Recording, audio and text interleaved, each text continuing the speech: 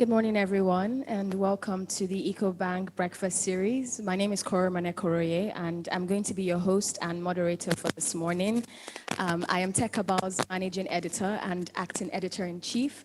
TechCabal is a media publication, a pan-African media publication focused on bringing comprehensive business and technology news about Africa. We're talking about how Africans are using technology to manage their lives, to work, to function around the continent. So I will talk a little bit about the breakfast series and why we're here this morning.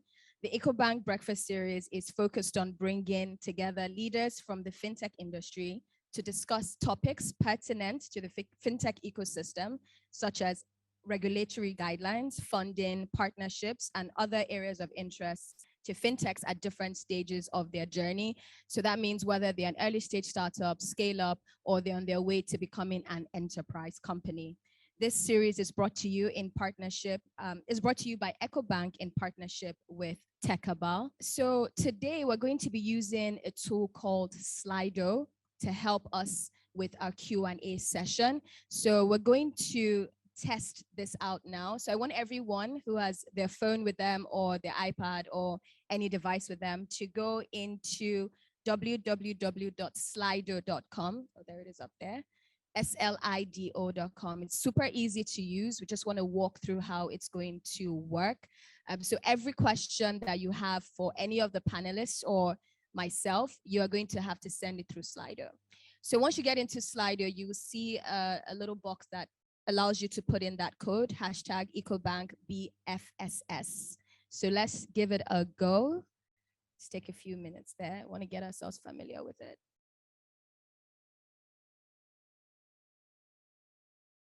And Slido can be used by those online as well and folks here in person.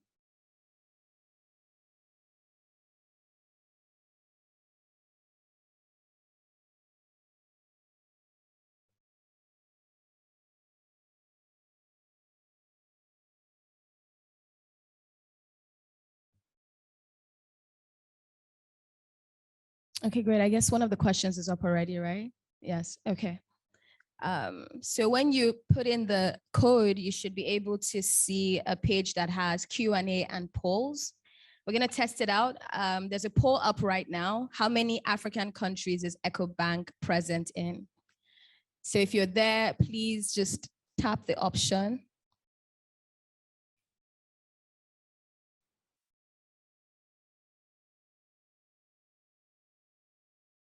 Your responses will come in as anonymous, so please don't be shy if you get it wrong. Nobody's gonna know.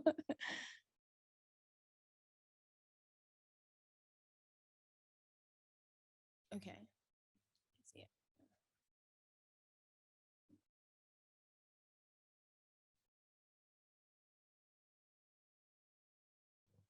Okay, we're still seeing some responses coming in. If you're having any issues with Slido, please let us know. We'll help you out with that.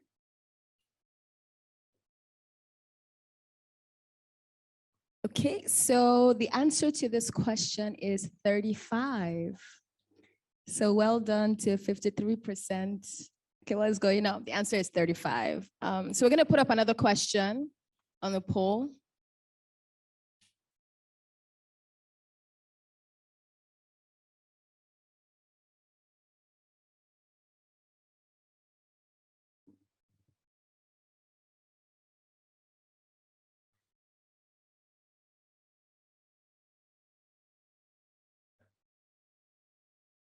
Okay, so we have one up here. Which of the following best describes you? So as you are in the room, please select.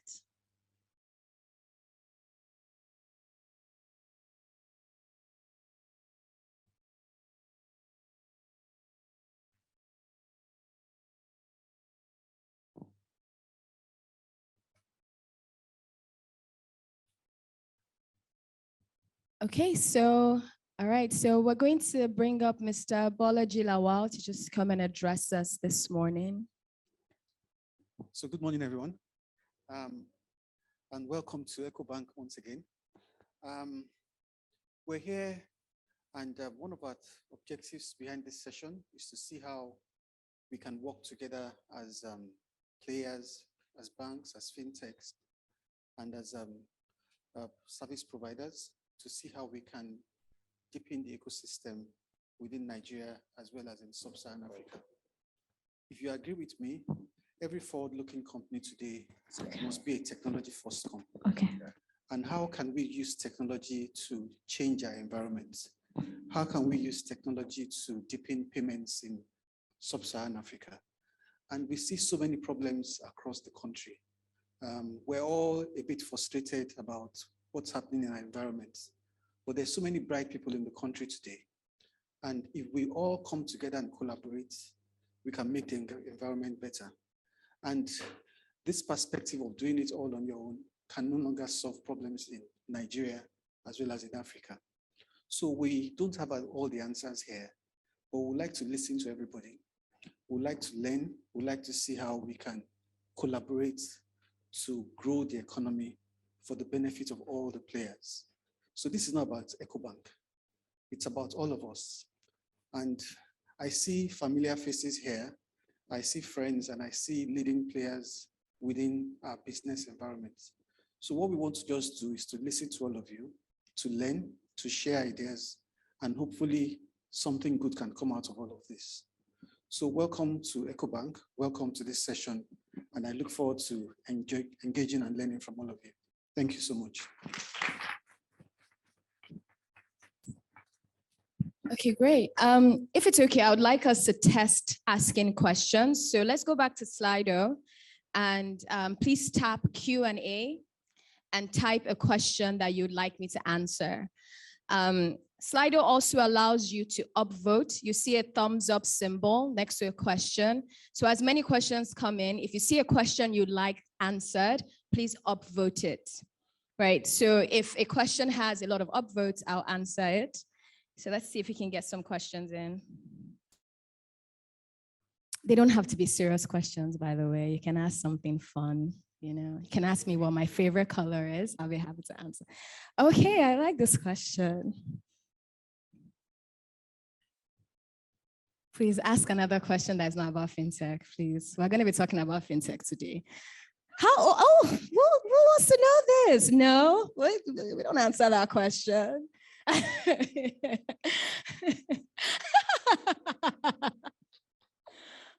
goodness. Yeah, you have to hold somebody at the back for that. Okay. Wow, this one has the most. Wow.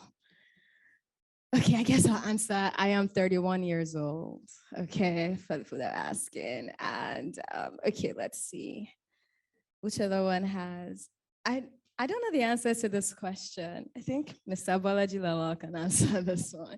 Where am I from? I can answer this one. I'm from Bayelsa State. I'm an Ijaw woman. Yeah, so that's the answer to that. Okay, I think we have a hang of it. So we can get ready for our first session. This session will be moderated by Daniel Adeyemi. Daniel Adeyemi is a senior reporter at TechCabal. He's been with us for a really long time, and I'm really looking forward to hearing him moderate this session. In this session, we're going to be talking about partnerships, right? Partnerships are important for both fintechs and banks, right? Fintechs need banks, and banks in some ways need fintechs as well. But you know, both fintechs and banks have different goals when they're going into collaborations and partnerships. And it's important that the goals and responsibilities and expectations are clearly spelled out, as it would be with any partnership.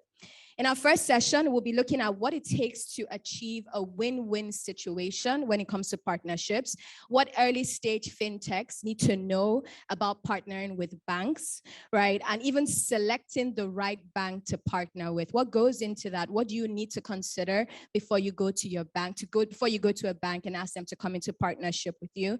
And we're also going to look at what banks are looking for in fintechs that they want to partner with.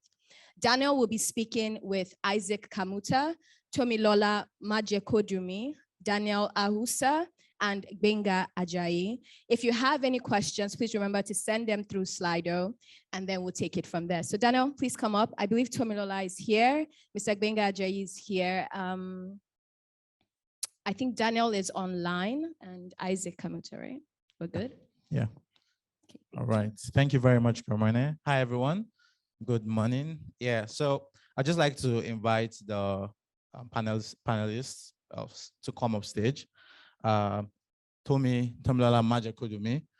I think she's here. Yes. Hi, Tomi. Please let's put our hands together. Yeah, it's fine. Mr. Gbenga Ajayi. Let's put our hands together. And of course, Mr. Isaac Kamuta.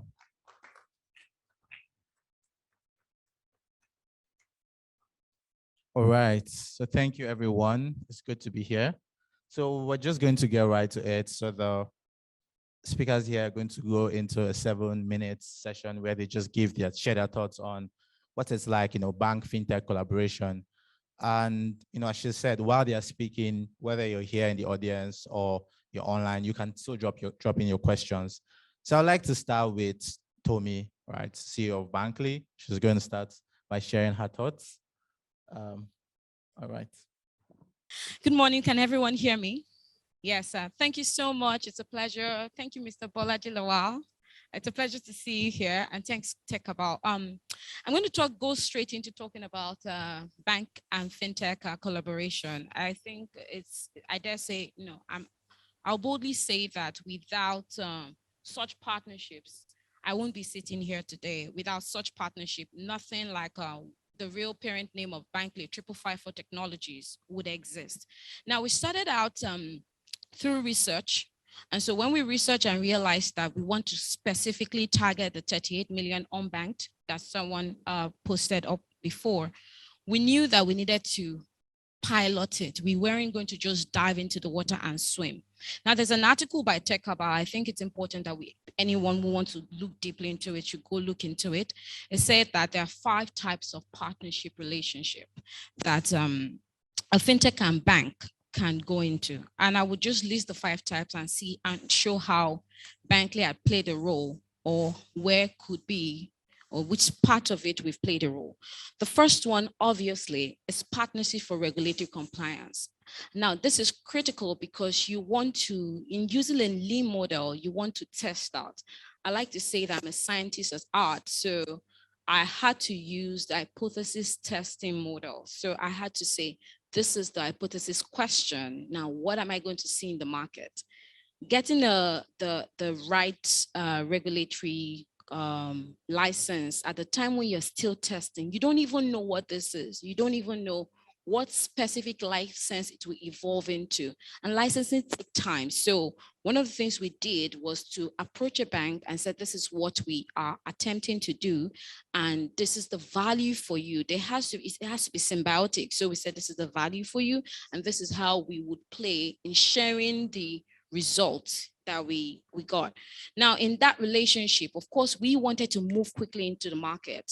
The bank who knew that we will be agile in moving quickly into the market, and the hunger, they could leverage it to understand what's possible in this space. Now, they were quite regulatory, they are regulated, so they could be almost like a regulatory sandbox, more like holding our hands and telling us, this is what you are allowed to do, this is what you are not allowed to do. And when it's time to answer to the regulators, they are able to be the buffer to say, oh, this is what we've allowed them to do. And that was what saved us. And so I'm staying a lot on this one because that's the only way to get something up from zero to nothing. And it's important because I've had people in the space who wanted to step in and build something. And sometimes during COVID especially, it took 2 years to get the license, and life has moved on. Life has moved on from what they wanted to do. And by the time the license came, they're like, you know what? I was going to live in Nigeria before, I'm moving to Canada. Oh, my child now has. So things has moved. So imagine if I had to wait for that. That's what I'm saying, that's one of the most crucial things. The second one is absolutely vendor relationship. So when we moved past that, we moved into a vendor relationship. What did we do? We use their API. So they already have a technology infrastructure.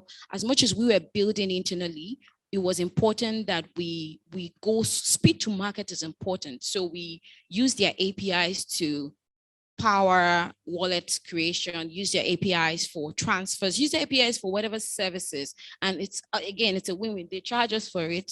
We put a slight markup, the share of the market, the share of the pie at that time, typically sometimes stays with the bank. I mean, but I would also like to say it's quite important. I've learned that even in a partner relationship I also did POS terminal partnership, but it's important. One of the biggest lessons I learned is in partnerships, there's a power dynamic. You could flag me if my time is running out. In partnerships, there's a power dynamic, and oftentimes the bank has more power than the fintech, at least at the early stage. And so one of the things I learned was to make sure you test out, you have a pilot, even if it's 30 days before you sign that contract. Now I'm talking to fintechs, excuse me, banks, because one of the things when we launched, when we pivoted to agency banking in 2020, March 2020, before just as COVID was hitting, was when we deployed the first 100 terminals into the market. And if I hadn't tested with 100 terminals, if I had signed the contract with whatever partner I was working with at that time, it would have been brutal. I wouldn't have been able to get out of something that would have killed the company. So at the end of the day, also remember that the bank is solving for itself. You also have to solve for yourself. They have their stakeholders might not be the same as yours. And so it was important. So after we tested out with 100 terminals, and then I was able to quickly flag. I mean, I haven't done that before. So that learning process let me flag clauses in the contract that would not fly. And that literally saved the company. I think three other most important, I'll say, strategic investment. We haven't seen beyond things like, we haven't seen bank fintech strategic investment. And I think it's important. Strategic investment, because I mean, banks to remain appealing and competitive, they need to move into an agile, customer-centric organizations. Like you see, even the telcos are trying to become a fintech at heart. But becoming it is not just about branding, it's about the culture from the inside, it's about the people. And so sometimes that strategic investment is a pipeline to a bit of we need to see such mergers and acquisition within the space. It's a pipeline to actually hire some of those talents so that they can come to change things from within. And I think that's something we should be looking forward to in the space. And finally, I would say research and product to market collaboration. But oftentimes, one of the challenges there is always a conflicting goal. What the fintech wants and what the bank wants. At the end of this time, they want the same things. They want the customer. And so we see less of that collaboration of product to market, and that becomes difficult. I think finally is also within that product to market is a fintech being able to leverage the physical infrastructure of an existing bank. But I think what's important is I'm just listing out this in rounding up, I'm just listing out this critical portions of where a fintech and a bank, from my experience, can move quickly to market and solve the challenges of bringing in or solving the challenge of the customer in a way that is symbiotic, and make sure that fintech survives and also make sure that the bank remains competitive. Thank you. Wow. Thank you so much, Tomi. That was very insightful. I thought that the first point about the banks helping fintech navigate through regulatory waters was quite insightful, and also very sincere. You pointing out the red flags or the parts or the clauses that didn't work for the fintech, right? Looking at it as both parties have different incentives in this is very useful, right? Thank you very much. Before we move on to our next speaker, which is Mr. Gbenga Ajayi, I'd like to add that we have a fourth speaker, Daniel Ahouassa, CEO of Weblogy. He's going to be joining virtually. Yeah, so he will speak after Mr. Gbenga Ajayi. So over to you. Okay, so hi everyone. My name is Gbenga Ajayi. I work for a venture capital firm called QED. It's very uncomfortable. And I just take maybe sort of very quick, sort of 1 minute to talk about QED, and then I can talk about some of the things we've seen globally with bank and fintech partnerships. We're one of I think, maybe 3 global fintech investors. Actually, I think there are 2. that invest everywhere in the world and do fintech, and we're one of those. As you can see on the screen, we've invested, wide across. We have 25 unicorns out of 100 investments. So, fintech is all we do. Not a single one of these investments is not fintech.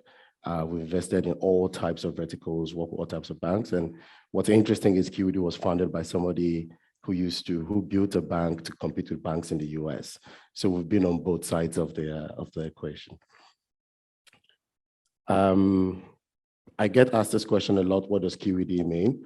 For the geeks in the room and those of us that liked further maths or did engineering, it means quod erat demonstratum, which is, if you're, proving something out. And the reason why I say this is that we take a very, very focused unit economics approach to the companies that we work with and to how we look at products. We're very, very rigorous around, can you make money per customer? How long does it take? And we just don't invest just for the sake of like fintech. As I said, there's a couple of sort of, names. I think we have maybe almost all the unicorns that we've invested in there.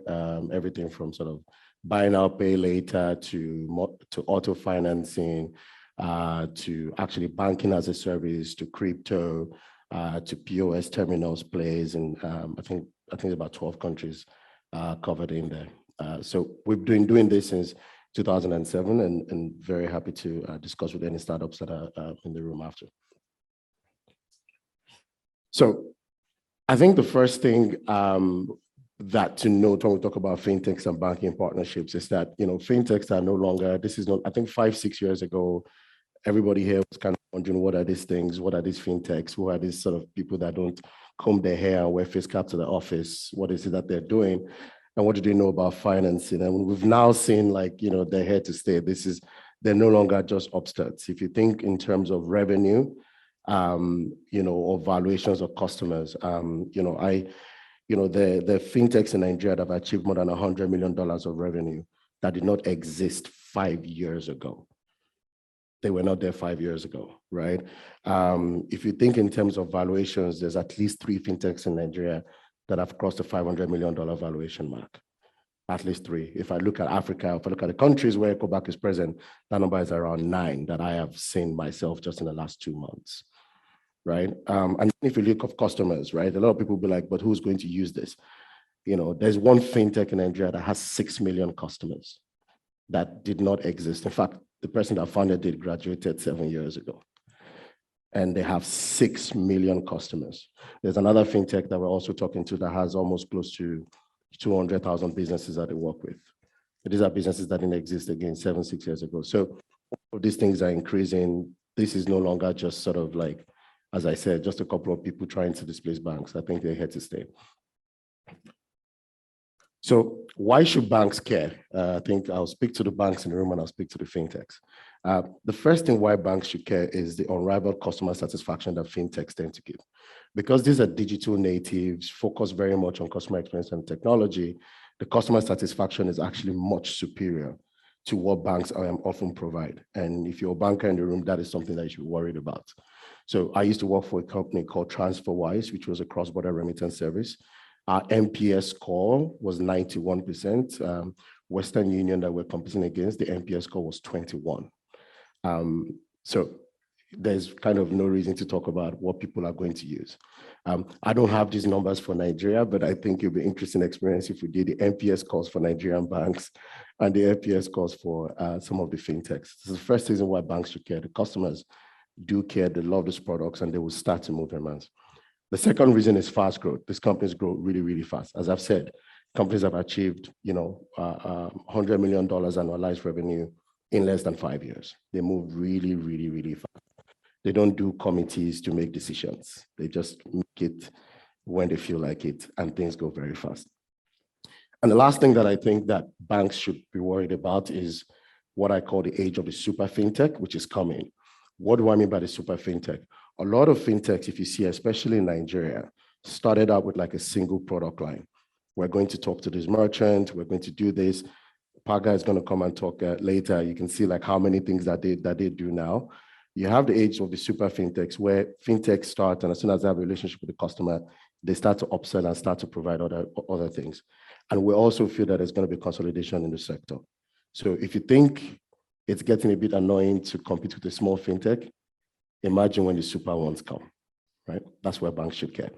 So why should fintechs care? I think the first one you talked about, Tomi talked about it. I think, regulatory strength, not just in terms of the fact that the banks have the licenses, or the banks, sort of like, speak to central bank and all of that, which is important. But banks tend to have something that fintechs don't have, which is regulatory muscle. Like, how do you deal with the regulator? What's important from a risk standpoint? A lot of fintechs don't have that. A lot of startup guys don't have that. Frankly, they haven't been around long enough, right? So that's one reason why you should care to partner with banks. The other reason why fintechs should care to partner with banks is banks have a lot of unhappy customers. The easiest, the best thing for a fintech is an unhappy customer. I'm sorry, Isaac.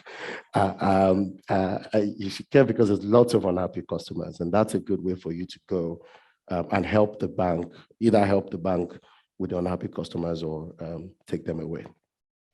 And the third one is that banks have a lot of money. And now, when I talk about money, there is capital is a commodity now. There's every investor, everybody's investing in startups, not that kind of money. The one I call the profit type. Like, banks know how to run P&Ls, they've run these businesses, they have profits, they have this money, and they typically have to kind of either reinvest this money or pay it out in dividends. What tends to happen is they mostly pay most of it out in dividends. You should care about going to them and helping them with that profit and putting it to good use. So just very quickly, wanted to kind of talk about sort of like, so what do I mean like this? What's the landscape? The way we see it, and we have a paper on this coming out with BCG, I think it came out yesterday, or it will come out today, is there's sort of three types of, and I've tried to kind of put this around all the companies in Nigeria and in Africa. I've replaced the slide. There's like three categories of fintechs. There's people that we call enablers. Those are the ones that help banks, right? So in some way, you have an API that is plugged into a bank, allowing people to push and pull or whatnot. So those are like sort of like, helping banks. Then there's what we call the adjacent competitors. Those are the people that do what the banks could do, but are not doing or are not doing well, right? And then you've obviously got the direct competitors. Now, these are all companies that I've spent some time talking to in the last few months. You can chop and change and switch them around. And so these are like the categories of sort of fintechs, and I think there's sort of different strategy for some of them. The enablers, banks are already kind of working with. The adjacent competitors, I think there's lots of value there for banks to like go in there, make sure they don't become direct competitors, or at least partner with them so that when they become direct competitors, you're already kind of embedded in the offering, right?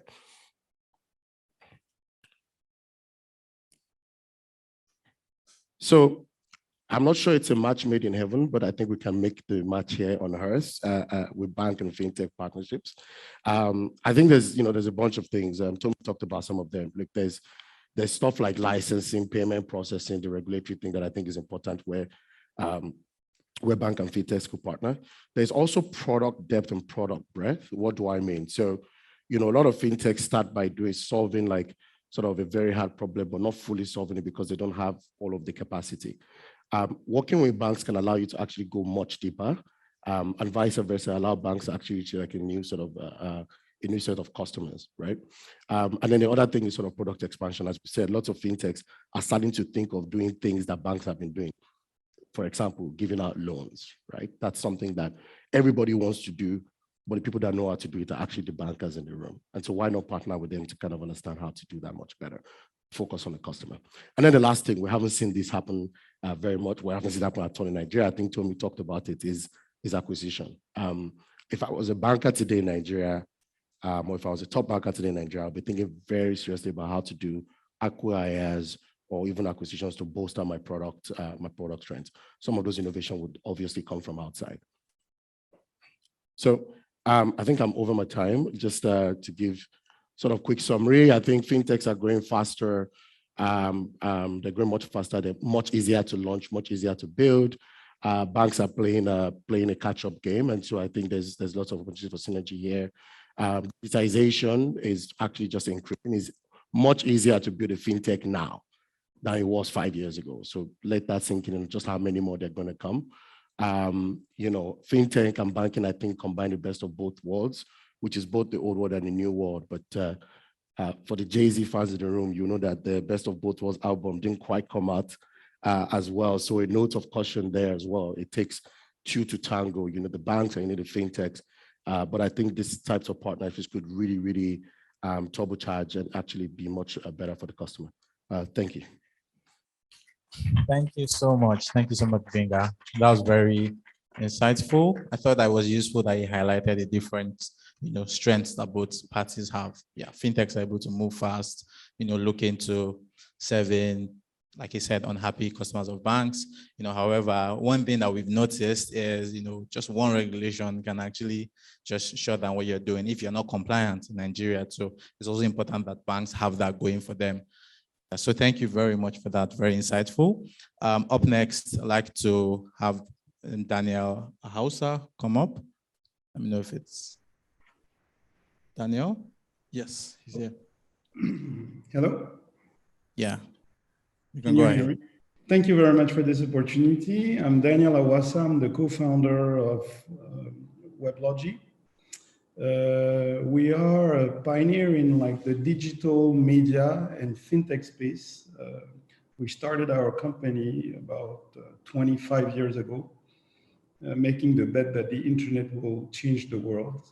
And we're still working to provide digital services, creating content, providing digital e-commerce platform, wallet, and co-creating with banks. The internet has a huge impact and has changed our world. However, sadly, in the financial world, the change is still very little in terms of the way we transact, the way we save, the way we borrow, the way we invest, the way we manage our money. Unfortunately, still less than 1% of the loans are made online.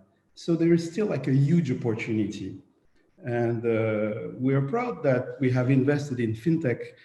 We have developed a super app that we co-create with Ecobank, UBA, NCA Bank, and Visa to provide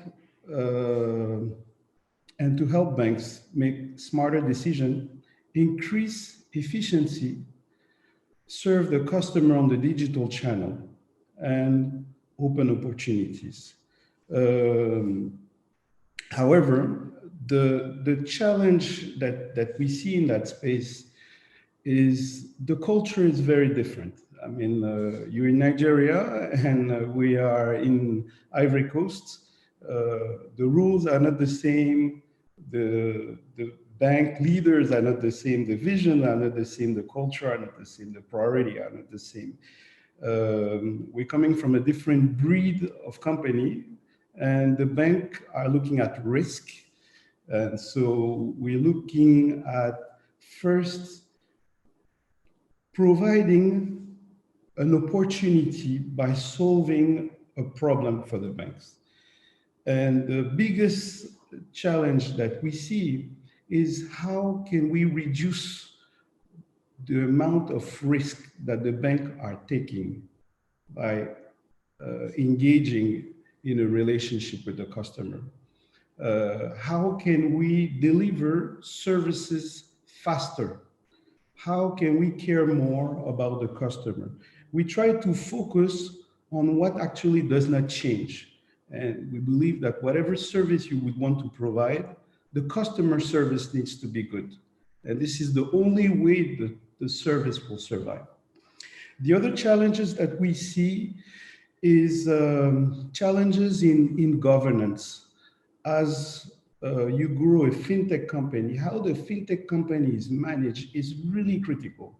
At the beginning, it's a small team of people taking decisions. We're very agile, but we have seen often that there is issue in governance that can affect the business model of those fintechs. And the governance also help take in account the risk management, which helps you build a more sustainable business. And we try to partner with companies that can help us reduce the risk. How can we analyze? How can we share the risk with other players? And so that, you know, we built a more sustainable business model. Well, we believe there is a lot of opportunity. We are in a land where a lot still needs to be done. And we are in Francophone Africa, and we've been focusing in Francophone Africa because we understand the continent is big, but to be able to tackle all those opportunities, we cannot create alone, we have to co-create.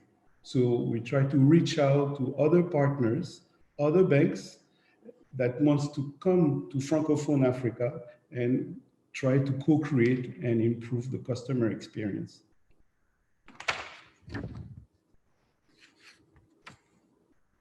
Thank you. Thank you very much, Daniel. Now we're going to have Isaac Kamuta speak to us, and banker in the room. Over to you. Yeah, thank you. I hope you can hear me. Let me start first by thanking you, all of you, for coming for this breakfast series. I know I'm completely outnumbered here by the fintechs, so maybe next time we're going to have to add, so increase the number of bankers in the panel. And you can even see where they put me in the corner completely, in the corner. I don't know that I stand a chance. But this will, and again, thank you, Bolaji, our MD, for also being here with us this morning, and those that are connecting online. When I think about collaboration and partnerships, I think, and I'll sort of look at it from a banker's point of view. And before I move into that, it's not that banks haven't been innovative. And I don't want to sound defensive here. But banks have been quite innovative in the past. If you look at the journey, in 1950s, banks came together and they were able to launch, the first credit card. And I think Visa and MasterCard have taken it on to, to another level. That was quite revolutionary, that somebody can be moving with this money in the pocket. That was unheard of. You'll also remember around 1982, banks also stepped forward, and I think that's when the first online banking transactions were done from home. Most of you remember Chemical Bank, you remember Citibank, you remember Bank of America, Bank Hanover. These are all the first banks that did the first home-based banking, where you could actually transact from your home and not have to go to the bank. And that was in the 80s, in early 80s. That was also, I think, quite innovative in its nature, and I would say revolutionary at that point in time. And then in the late, and I would say early 90s, internet banking also came in, and banks were the first to take advantage of the internet and really make banking accessible. So if you look back, banks have always been quite, quite innovative and leveraging technology to be able to to advance the course of banking and serve customers. But when I look at it from a partnership collaboration point of view, and I think also want to thank my fellow panelists, I think it's critical, as a fintech, when you're raising up a business, at the end of the day, you want to scale. You want to scale. There's no point of having a business and then you only have got 100,000 customers. The reason why Africa is considered a very attractive market is the over 1 billion plus people that are in the African continent, and of course over 200 million are in this country where we are speaking from this morning, and that's why you can have a fintech having 6 million customers in Nigeria, and that also informs why as Ecobank we've decided to, anchor our payments business out of Nigeria as we seek to, scale it across most of Africa. So scale is very important. And you have to have that in the back of your mind. When you get started, you want to acquire customers very quickly, but you also want to make sure that you take scale. So when you're looking at then how do you develop partnerships, you must have that end state, in mind. And I think as Ecobank, and again, a lot of thanks to our pioneers that, started up this company, which now operates in 33 countries. The idea that you could have one banking group that operates in 33 countries in the African continent, and of course we have now an international branch in Paris, removes the border and actually makes Africa available. It makes that whole 1 billion people actually available to anybody that wants to, to launch a business. And I think that is something that we are very, very proud of. So when you're looking at, who do you partner with? I think you need to look at how do you ensure that as your business grows, you've got scale. And it's not just presence in the African continent that's important. It is interconnected presence. For example, and I think, again, back to our founding fathers of this bank, Ecobank operates as one bank. And that means we've got one technology, it's one technology, one look and feel, everything is one from the center. And what that means is if I connect you in Nigeria, where you as a fintech, you may be starting here in Nigeria, but tomorrow when you want to go to Ghana, or you want to go to Kenya, or you want to go to Tanzania, or you want to go to Zimbabwe, you don't need to do any other integration. I'm just enabling your countries as you grow. And I think that is the important, conversation. And part of the reason why we're having this Fintech Breakfast Series, with technology companies and fintechs is just to make sure that that is available. It is possible today. Others are taking advantage of it. And I think when you choose partners, you have to have that in your mind, because you need to make sure that you can scale quickly. And if you're going to have to do an integration in every country that you move into, then you go to reduce your speed. You struggle with your go-to-market, and that can be a challenge. And I think so. Choosing a partner that has got scale across the African continent, I think is absolutely important, and I think critical. The second thing is, and I think my fellow panelists have talked about it as well, is regulation. Regulation. Part of the reason why fintechs have been able to move very fast is they are not as heavily regulated as the banks. Part of the reason why we are slow is because we are under huge scrutiny. We have a lot of resources that we have allocated to ensuring that we comply.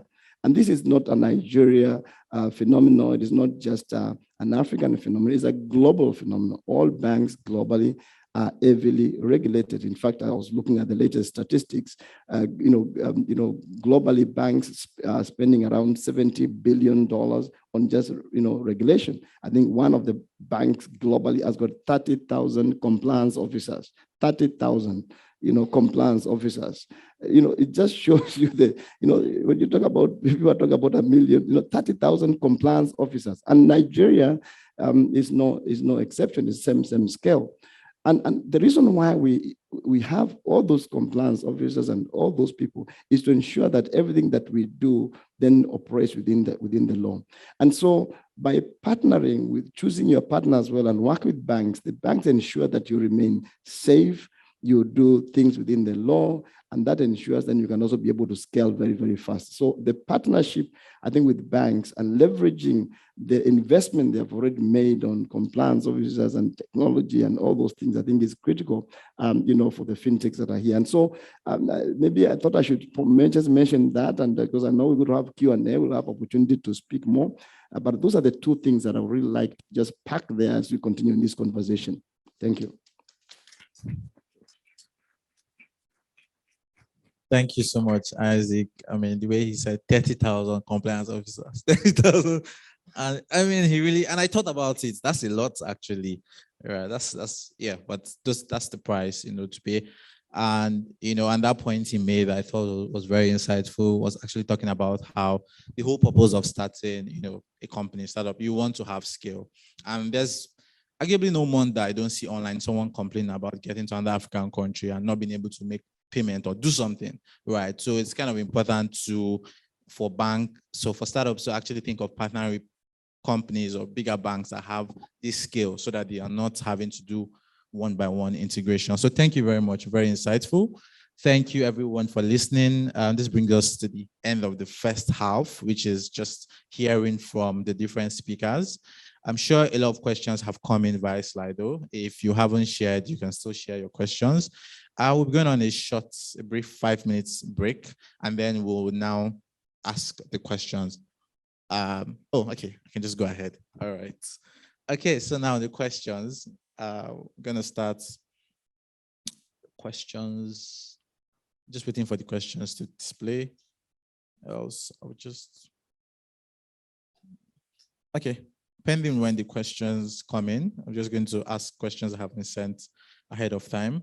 So the first question will go to Tomi. So this is, as an early stage fintech, how do you know when it's the right time to partner with a bank, especially for first-time founders? I think from the beginning. It's like we said, it's almost like your baby and you need guidance. And at the end of the day, as long as you're a fintech, you need regulation. As long as you're fintech, you need infrastructure, you need switches, you need a wallet system. So the first thing is to start finding a partner who is warm.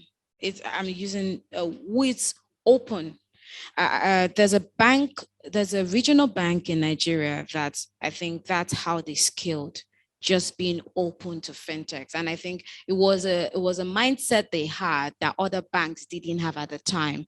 And they just became almost like a partner to all of the fintechs. They open your account, they understand. So they don't make you feel like we are against each other. They feel like, oh, we are in this together. We have the same goal. We are here for you.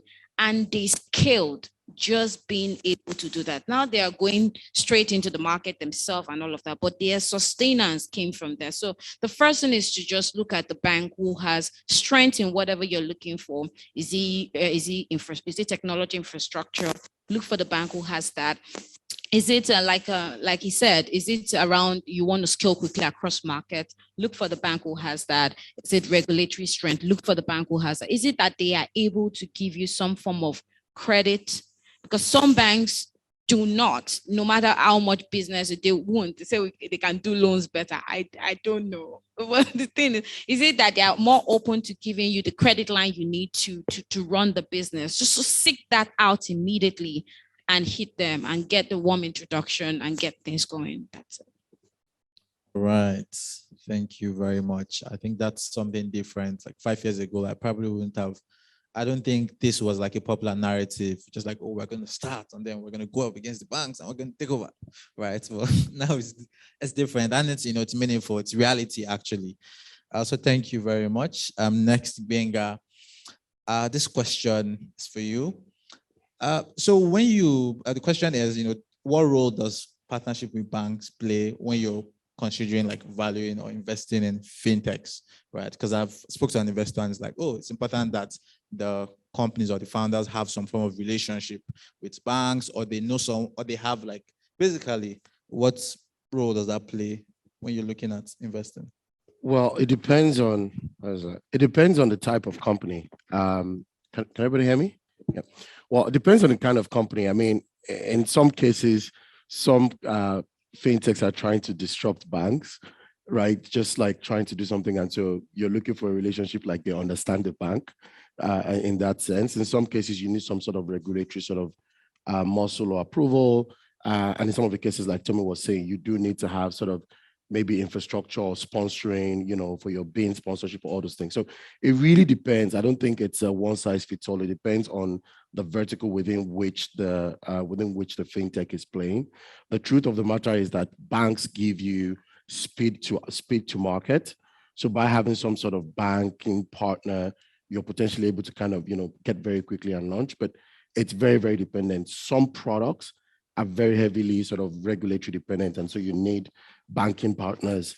Some product kind of, maybe not necessarily so much, right? So, for example, as I said, I worked at a company that, almost got to $200-300 million of revenue, not by having a direct relationship with a bank. Like, they became a unicorn before they had a banking relationship officer. They had bank accounts, but you couldn't stop them. So in that case, it wasn't necessary. So you need to think about what part of the technology stack and the go-to-market stack that you're in, and that would like weight it.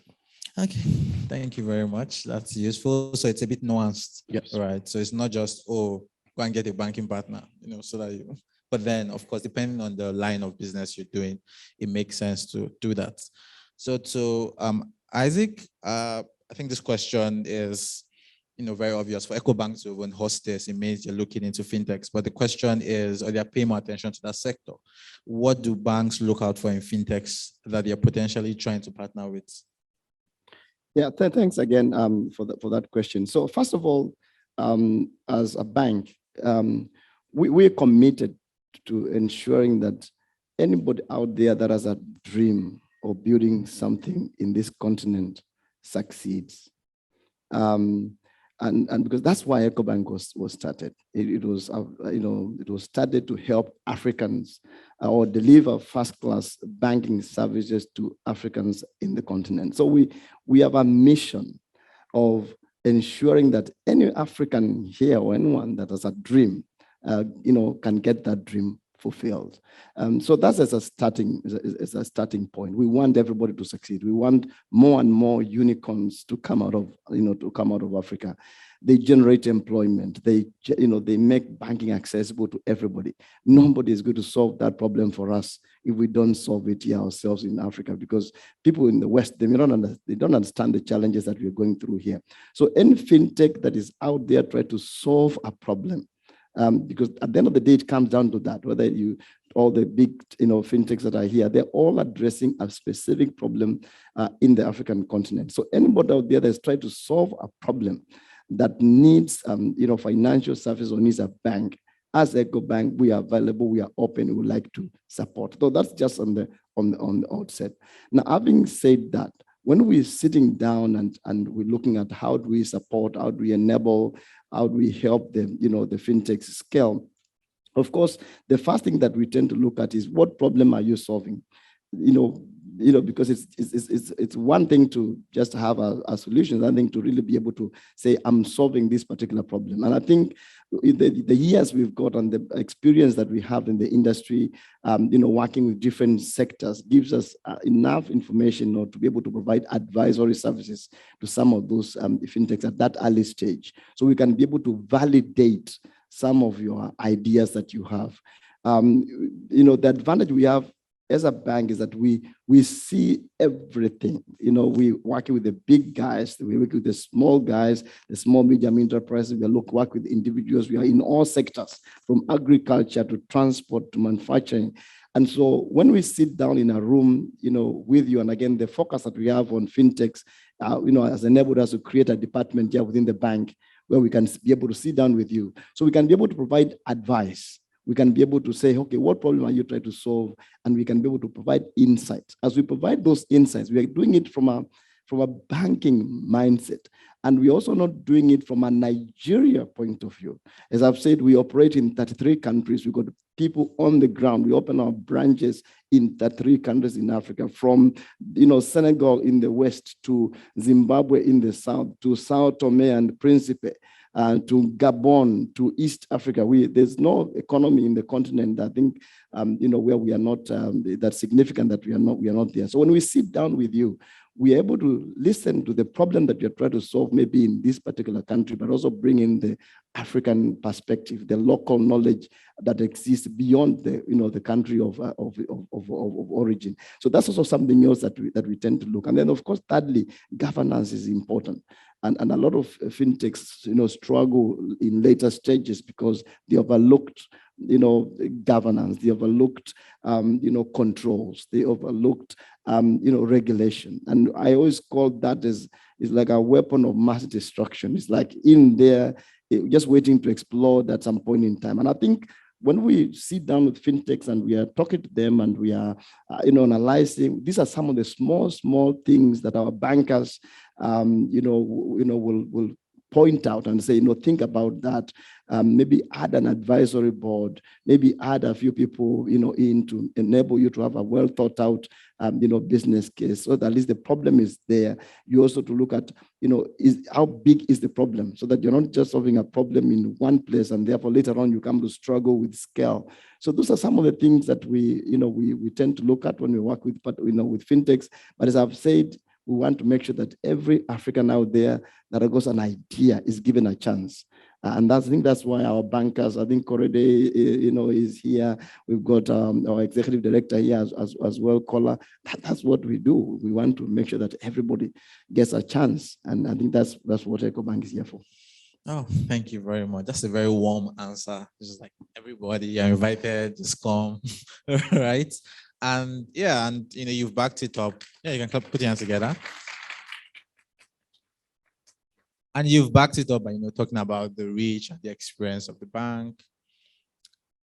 And I know that this is not necessarily a big question, but it's just someone asking. I guess it's just as simple as people stepping into a branch and asking, because when you're approaching a very big organization, it's sort of, you're like, who do we talk to, right? Do we go to the top, or do we, start from the bottom and then it doesn't get there, right? Yeah, so that's just a follow-up, right? Just for people that are listening to want to know, because Ecobank is very big. So you're kind of like, who do we reach out to? Or how does it work? Yeah, so thanks again. That's a very, very, very good question. So again, because of the focus that we have on the fintech as an industry, we've created a department within the payments business that deals absolutely with fintech. So if you walk into the counter here in Ecobank within the payments business, there's a team that's dedicated to dealing with fintechs.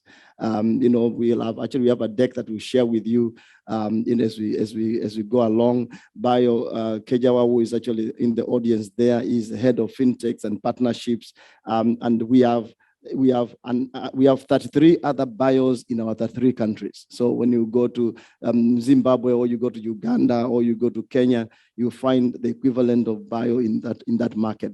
And I think that is the focus that we want to give. So you don't have to struggle to talk to. We've got a department, within the payments business that looks after fintechs. And then once we listen to you, and we've gotten your idea, and we have figured out what exactly you want to do, we are then able to bring in the bankers in our corporate bank if you require services, within Kola's team.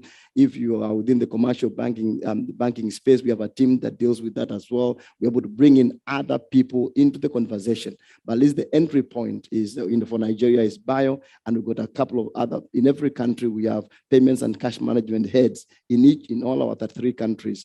Who will be your point of call to have that conversation, and then we'll bring in other bankers when required. Thank you very much. So you've heard that, yeah. So it's very straightforward, and you can always give feedback if you're still not getting feedback, but it's very straightforward, and the response has been very warm. I'm gonna send to Isaac. Okay, awesome. That's a good start. Yeah. So to Gbenga, I'd just like to ask what's key? I'm sure you've seen a couple of bank fintech partnerships. What key elements have you seen that made them successful? Just give some examples also. Yeah, so I think there's maybe sort of like three things that we've seen, and I can give a couple of examples globally. I think the first one is that this has to be sponsored right from the top. It's got to be some C-suite sponsorship. If it's regulated from the banking side, it's just somebody doing this so that the bank can say they're doing it, it usually won't succeed, because this usually involves a change in the way that the bank is doing stuff and involves taking on some risk. So the first thing is like it requires C-suite sponsorship. In some of the successes that we've had, we've absolutely had to have conversations with someone in the C-suite for things to happen. The second one is around culture and capabilities. I think Ecobank is already kind of on the journey there, but like a lot of banks have a very, very different culture into sort of speed to market, how you kind of innovate, how you launch, how you can fintechs somebody can have like an inspiration in traffic on Monday and there's a product on Friday, right? With marketing. Like that's how quick, and banks can go that quick. You need to kind of think through, what would the regulators say, all of this. So there's all sort of like culture and capabilities that I think is sort of the the second thing that I think it's important that makes the partnership succeed. And I think the third thing is also just then kind of like identifying like areas of like, at the end of the day, you're probably competing, right? You're kind of competing, but your partner is competing. So you need to identify sort of areas of sort of net gain, and you kind of have that established directly with the bank and with the fintech. So a couple of examples, it's a company called Wildfire in the US that essentially kind of, they do rewards, savings, and all of these things for customers. And then banks literally actually like offer those products to their customers, right? There's a company called Treasury Prime, which we actually invested in, which doing sort of banking as a service, helping other fintechs, but plug directly into the banks, something similar to what Isaac was saying. But actually, they have the relationship with the banks, and then other fintechs can plug into them. And then a lot of fintechs have access to the banks and the payments networks, and they're growing, right? So there's a couple of different types of examples. Another one maybe is one called Wise for Banks. So TransferWise, for example, do money movement transfer. Unlike, Ecobank is probably ahead, but lots of banks have many branches in many countries that operate on different rails and different infrastructure. They help them to bring that together, for example. So there's lots of examples where you've had fintechs come from the outside and actually enabled banks or partner with banks to be able to serve their customers. But I think those three things are the most important things. C-suite sponsorship, you really need to think about your culture and capability, and then identifying areas of sort of like, overlap and drawbacks, regulation, etc. Thank you very much. It's very insightful. Tomi. I just wanted to point out, and I think it's going to add to what Daniel said. I wanted to point out that one of the biggest blockers to partnership is the zero-sum game mentality. And it's critical to know that First Bank existed. What was the population of Nigeria at the time they started, even up to the 1960s, where it was just about 50 million. Zenith Bank, GTB came on and still thrived without killing First Banks and all of the other banks. The important thing also to note is that what we've historically seen kill banks more is not about the fact that it's customer, it's more corporate governance, it's more fraud and all of those things. And so when we are building fintech, it's almost like, and the partnership has to be thought around in expansion of this pie. There's a lot more people that can still thrive. The banks can thrive, and there are new banks, which are the fintechs, can also thrive. Now, what would separate the boys from the men would always be around the corporate governance, will always be about the regulatory relationship, will always be about how the banks also can now start moving fast and being customer-centric, just the same way the fintechs are. And I think it's very critical, even as Nigeria, because we tend to see things from your gain is our loss, his loss is your gain, but we are at more people need banking services than what the banks were serving 10 years ago. So naturally, more banks have to come out to fit into that without having to, as long as the old banks are doing what needs to be done, moving fast and being customer-centric, they don't particularly, it will be an exchange of, I will take more from you, I will bring more in, you take more from me, and the market can thrive. So I think if we think from that perspective, it's important to know that we can just grow the market beyond it's a small pie. Thank you very much. That's very, very insightful. Thank you very much. While she was talking, I got reminded of it's a popular slang, wag me, which is we're all going to make it, right? So so that's basically what she's saying, we're all going to make it, and that's a very useful mindset. So we've come to the end of this session now. Thank you to all our speakers, both here and online. Thank you very much. So now we're just going to be, the next session is going to be on Pan-African expansion opportunities, which will begin shortly. So thank you very much. Bye for now.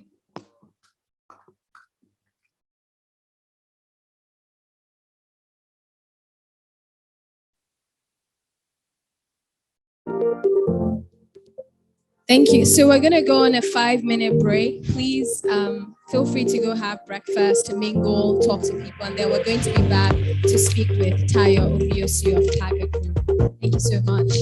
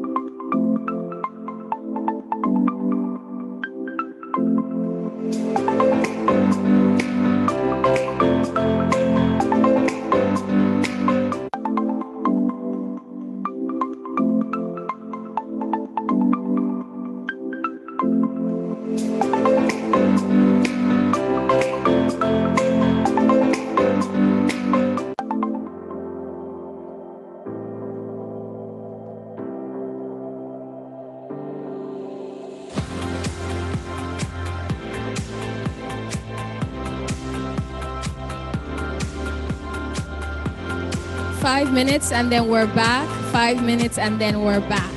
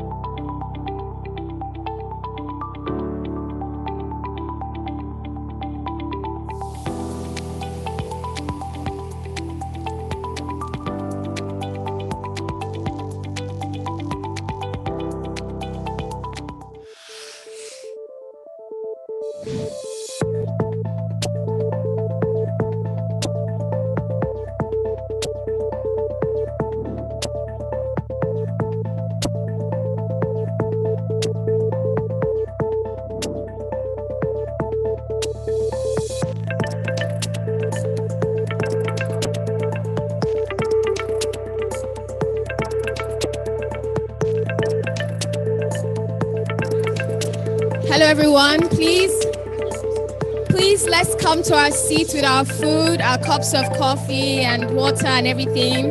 We're going to get started shortly.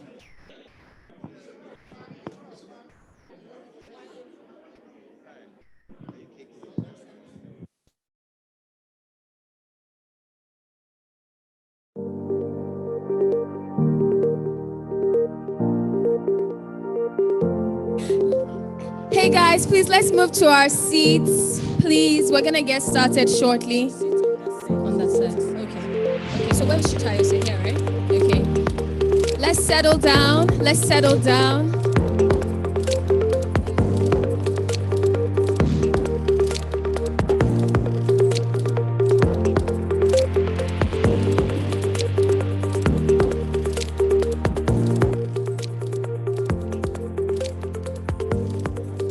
Thank you, everyone. Let's settle down. You can take your food to your seats.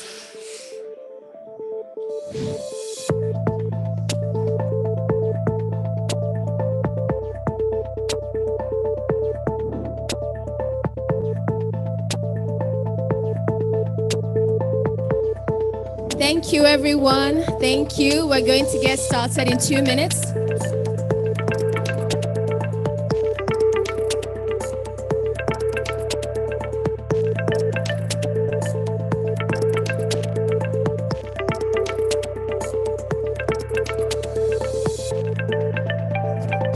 grab something to eat, and then please come to your seats. Thank you. Thank you so much.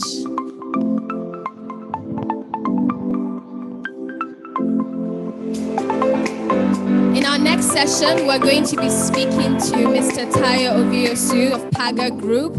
Paga just turned 13 years old this year, I believe last month.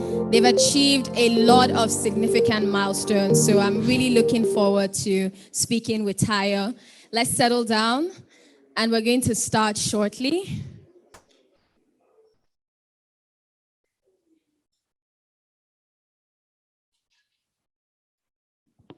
Thank you so much. Thank you so much.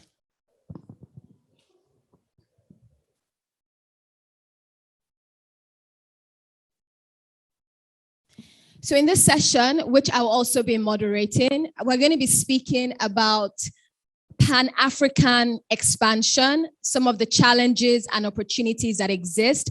I really love conversations about expansion. Sometimes when you speak to fintech founders, they always say that Nigeria is a great test market. If your product or your suite of products is able to survive, thrive, and succeed in this market, then perhaps you have enough leverage to expand into another African market. But the thing about expansion is that it's not an easy game at all.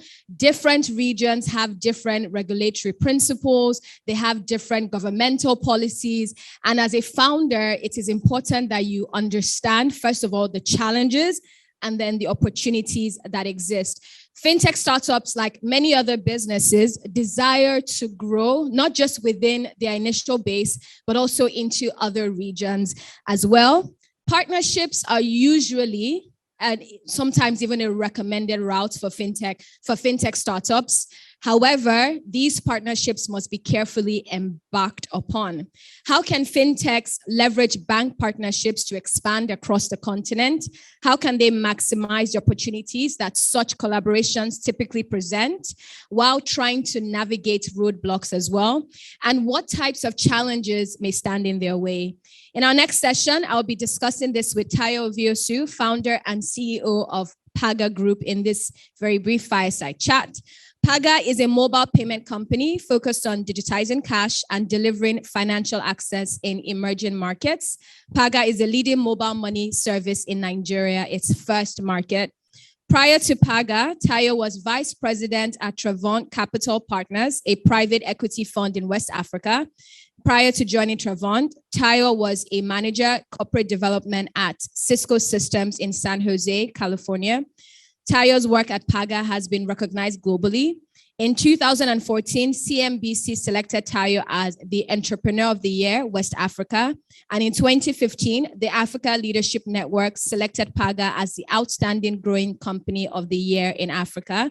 Tayo is also an Endeavor entrepreneur and a member of the Young Presidents Organization. He has a passion to help entrepreneurs bring ideas to life and build scalable businesses. He is an active angel investor and co-founder of Kairos Angels, an angel investment club. So welcome, Tayo. Please join me.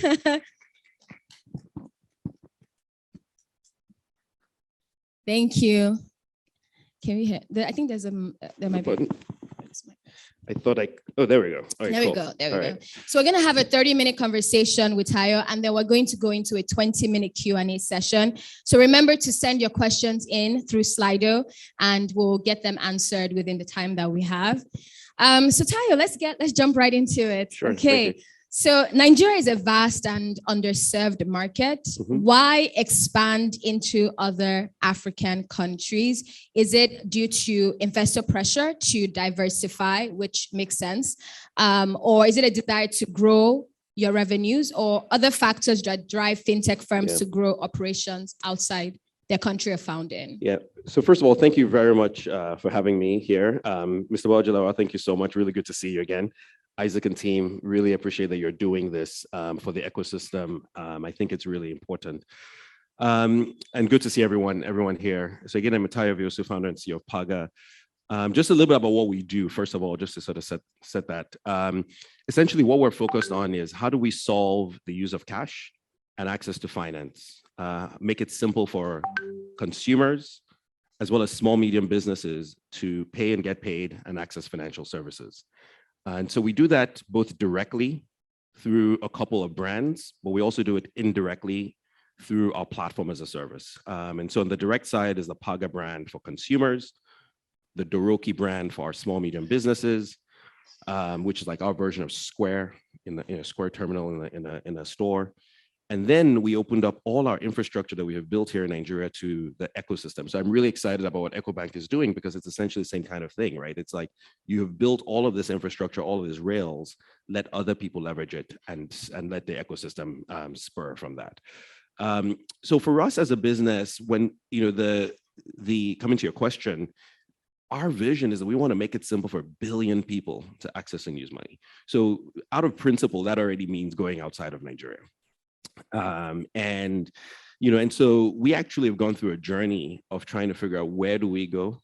Why should we go, right? We even asked that question, the question you asked, like, why should we go? Nigeria is a big enough market. Why do we have this bigger ambition? And the first thing that for us is that if you're in a big enough market where the macro conditions are awesome, you may not need to leave. Paytm has not left India, right? Paytm is doing very well. We went to India to look at Paytm, right? They're doing very well, and they've not left India because the macros of India actually support it.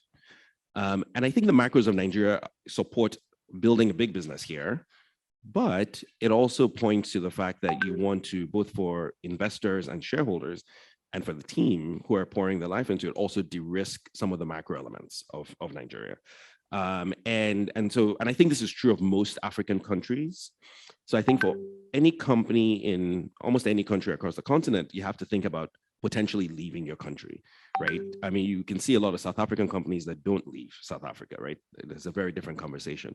That said, I think you have to think very carefully about not spreading yourself too thin.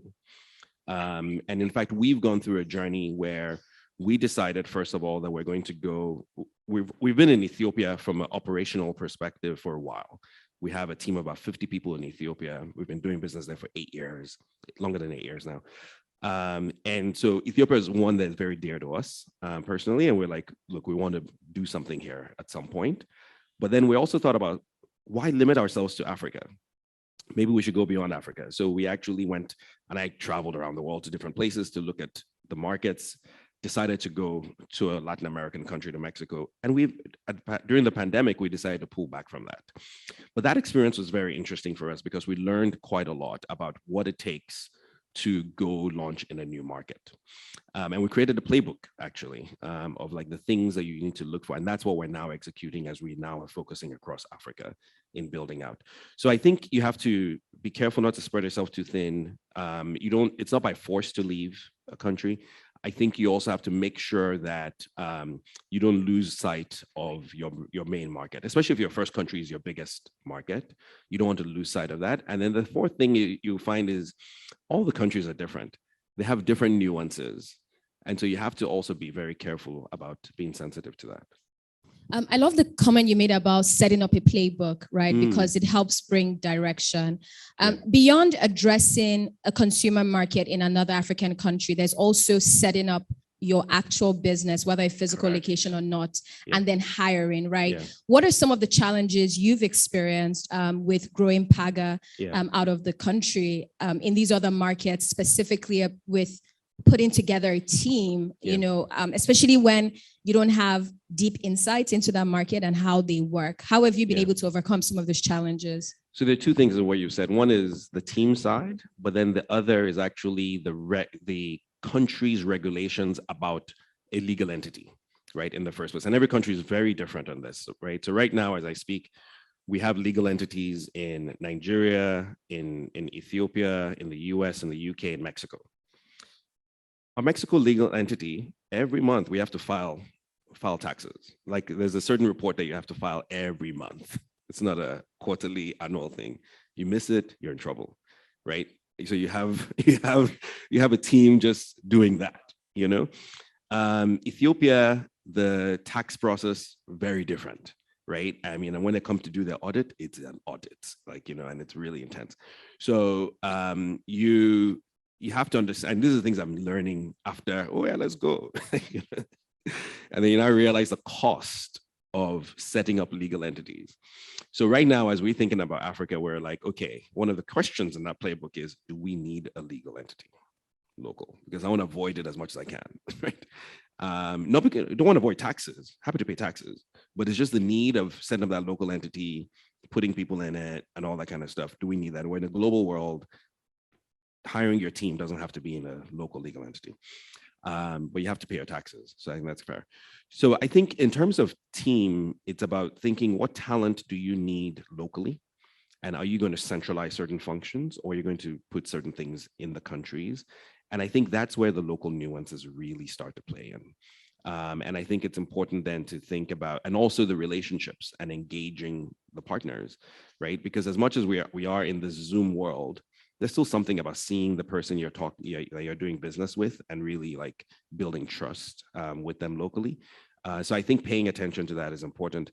My general, advice to people is, don't look to scale into other countries too fast, right? Take time, be measured about it.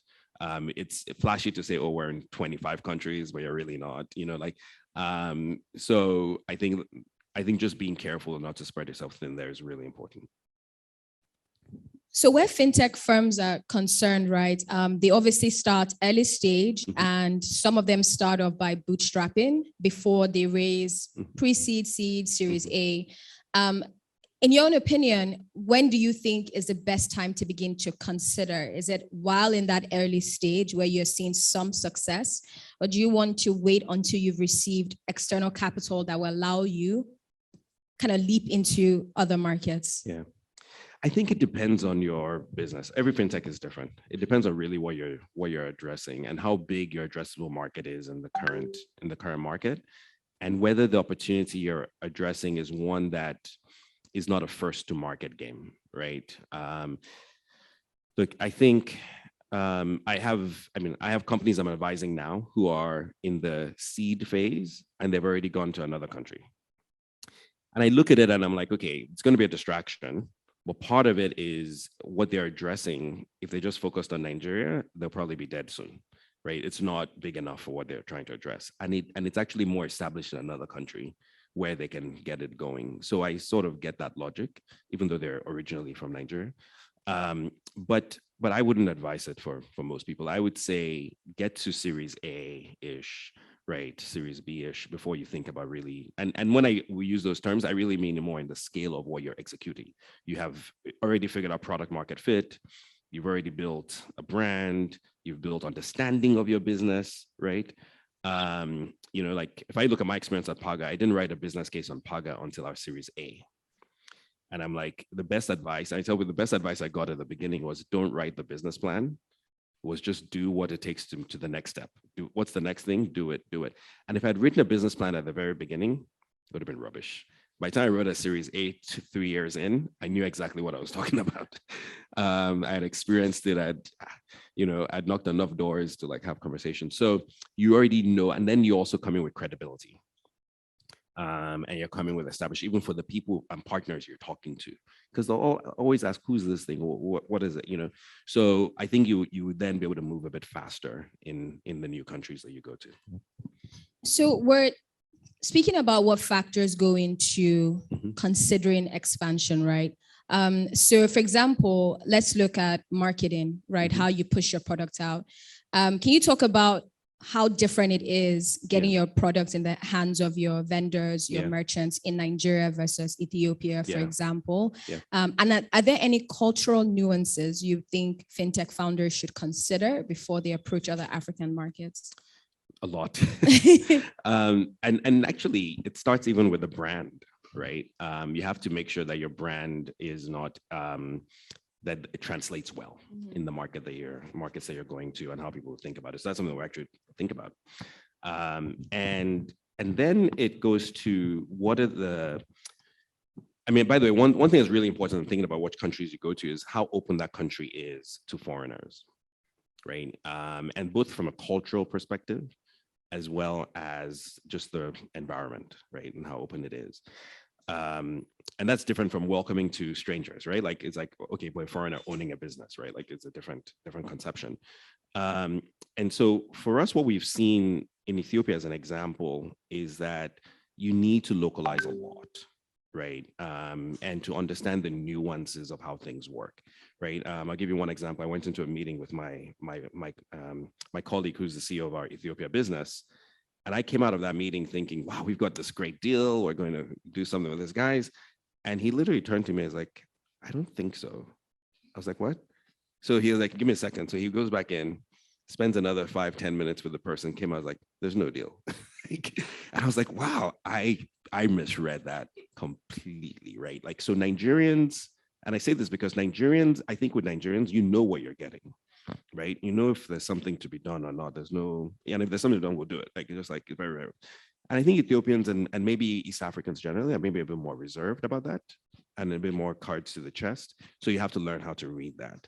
And I think that plays out in terms of just the day-to-day recruiting or like engaging of merchants. And I think that's why important to have a local team, right? And there's nothing wrong, it's just like how people are. And so having a local team, then you can break down all of these kinds of nuances very easily. So staying on the conversation on partnerships and the role they play in helping fintechs expand, right? So we know that Ecobank is truly Pan-African, right? How do you think banks can leverage on their Pan-African presence to help fintechs move into other regions? Yeah, I mean, I've always been a big believer that banks should not be afraid, I'll use the word afraid of fintechs, but rather look to partner. And we've seen it all over the world, right? And I think actually as the world evolves, banks such as Ecobank that have a large footprint around specific geographies are well positioned because they also have to evolve, right? And that evolvement is even this conversation we're having, right? And saying that we're in a position we have regulatory relationships in all of these markets. We can actually help the regulators understand how technology is evolving. We can play a role in what regulations actually exist. And we can open up those markets to fintechs who may be able to move faster than us in certain aspects, but still leverage our products and our infrastructure and what we're doing. Right. There's a bank that I love in the US called Cross River Bank. Cross River Bank has one office in the US, but it's, I think, the second largest lender in the US. And when you get a loan from Cross River Bank, you don't even know it because you're getting it from Cabbage, you're getting it from Blue Vine, you're getting it from so many different places. When you get a savings account from them, you don't know because it's plugged into something else, right? So, but it's the second or third largest lender in the US.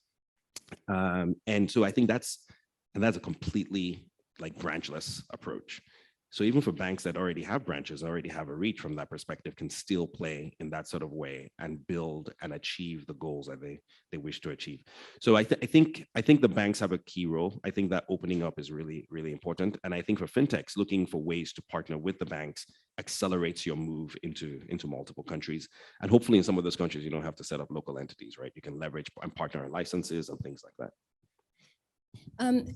We see, so whenever Africans travel around the continent, so for example, when I went to Nairobi in February, I had a hard time using, I'm not going to say which bank, don't want to cast them, but I had so many challenges with my USD card. It wasn't a local card. So many challenges. Same thing in Seychelles, which is a cash heavy economy, was so difficult to find, so, I mean, I know there's a role that fintechs and banks can play here, right? What do you think is blocking that relationship from growing? No, look, there's still a lot of work to be done on cross-border, on being able to pay across borders, right? Funny enough, I was in Nairobi 2 weeks ago with Daniel, who was just on from Weblogy, and I demoed to him Doroki, which is our merchant solution, and I pulled up a QR code, and he opened his Weblogy app and scanned and paid me. And it worked, right? And we were with the Visa team, and everybody was like so excited, right? I was like, yeah, this works. Cross-border can work. Now, the flip side of that, and which is funny to all of us at the time, was I then opened my Paga app to scan his QR code, and it didn't work. And then I realized that, oh, we haven't opened outbound on our scanning, but we've opened to accept, right? So that's something we need to go do. But once we do that, that technology works, right? And that's actually not difficult to do. So technology works. And I think there's still work to do around all of this stuff, right? That's just the reality. And I think that's where fintechs and banks and players like a Visa, MasterCard, all working together, sort of build it. Because what I just said there was on the Visa rails across continent, right? And so there's more work to do. And that's why I think none of these companies should look at it that, we should be worried or afraid. And the other thing I think for me, when I think about this, is that when we think about going to other countries, it's not that we're going to take everything we've done in Nigeria as we've done it in Nigeria into the other countries. You have to look at it very carefully and say, what problems exist in this market that I can solve? And how would I be differentiated in this market? So you have to think about that as well. This is a perfect segue to one of my next questions, which was about how should fintech founders approach these new countries they want to expand into? Are they going to regulators and saying, this is a problem you have and we have a solution? Or should they go in with an approach of, can you tell us what problems currently exist where payments is concerned? And let's see how we could possibly come in and help. Well, I think you should definitely not go in thinking I know it all, right? And I can answer everything. My experience with regulators, and I've had now the opportunity to deal with regulators in multiple countries, is to go in, first of all, before I go into the regulator, I would have done a lot of work in the market to understand the market and understand where I think we can play. And then by the time I'm meeting the regulator, it's more, this is who we are, and this is what we do. What do you think, and how do you think it could solve in your market, right? And really use as a learning opportunity. But I think regulators are very, surprisingly very open. Like people that question, I think that Isaac got asked, how can we contact Ecobank, et cetera? I'm like, the first time I contacted CBN was a phone call. I went to the website and I saw the phone number and I called. And between 3 transfers, I was in the payments department. And so, you can actually reach out to regulators and meet them that way. But I think going in with a mindset of learning, you would actually get more rather than thinking you already know exactly how it's going to go. So I have one more question before we go into the Q&A session. So if you have any questions for Tayo, please send them into Slido. I want to talk about lessons that you've learned and if possible, if you are willing to talk about failures as well, because apparently you fintech founders don't like to share your failures. So I think you typically learn a lesson after you've fumbled a little bit, and then you're like, okay, I did this wrong. I should do it differently. So can you share some of the lessons you've learned about expansion after you took Paga out of Nigeria? Look, I think the first one is really, there are a few lessons. I think the first one is this idea that you have to have really work on having one team, and one culture, how everybody's treated is one and the same. It's easy to say it, harder to execute on it. I think when we first went to Ethiopia, and you have to remember we acquired a business in Ethiopia, they already had a way of doing things. And that was not how we were doing things in Nigeria, in Paga, Nigeria. So building that bridge actually took us a bit of time, right? And we've now seen the benefits of really stepping. We actually had to do after 5 months in, we had to okay, let's do a reorientation, all of us, of what's going on, right? And since then it's been brilliant, right? So there's one Paga. We have, anything we're doing, it's done everywhere. There's not we're doing in Nigeria, we're doing in Ethiopia. It's like we're just one team. So I think that's really important. The second, which I think when I reflect on our path to go to Mexico as an example, I think in hindsight I wouldn't have said it publicly. I'd have done everything I did, but not said it publicly. Because when you say public, everybody keeps asking you about it. How about Mexico? I'm like, don't ask me. Let me just be quiet and be doing, So I regret saying that publicly. I don't regret going after it. I think it was actually a really interesting opportunity. But what I learned there as well, though, is that investors are like something they understand and see, that they've seen before, right? So people are moving fast. They've never seen an African company go to Mexico. So what's going on? I don't understand that, right? And so there's still, and I think Migo is still like one that has done that, to go to Brazil. And even when I was actually at Kechi a couple weeks ago, and and he says, look, literally, I had to get a Brazilian partner that helped make that happen, right? So I think there's still sort of that element, and I think even in African countries, you have to think about that. Are there countries where you need a local partner to help you move forward? So as we're going into African countries, we're also thinking through that, right? And then last but not the least, I would say, look, don't shy away from engaging the regulators. You need to engage them. They need to know who you are, right? Don't be in the shadows. Like, let them know you, let them know what you're trying to do. Whether you're regulated is another question, but like, let them know what you're trying to do. And have the conversation with them. I think that would be really, really critical. Tayo, so there's a question here about registering a Nigerian company. So the person is asking, can a Nigerian company be used across ECOWAS member states? Or do you need to register with each regulator in each ECOWAS country? I think every country's regulation is slightly different. I don't think you can just, if you're looking to be regulated, you need a local entity in each country. I don't think I think so. I'm not 100%. She get a good lawyer. That's the other part of this.